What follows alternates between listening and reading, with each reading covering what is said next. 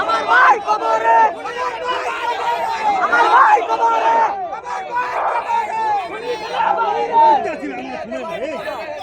আমরা সবাই মুসাফির হব।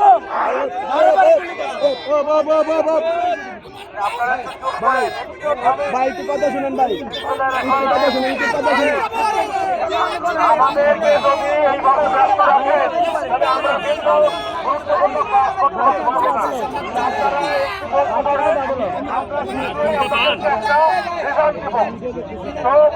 আপনারা কি ধৈর্য ধরেন, আমাদের কিভাবে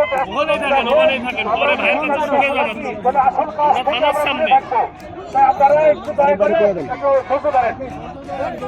প্রিয় ভাইয়েরা, এখানে আমার মা,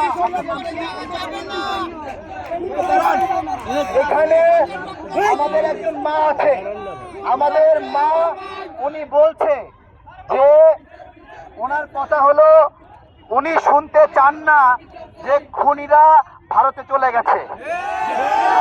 আমার প্রশ্ন হলো আমরা কাদের অগ্রগতি জানতে চাই। যাদের ছবি দেখা গেল তাদের পরিচয় কি বের করা গেছে? 1 নাম্বার বিষয়।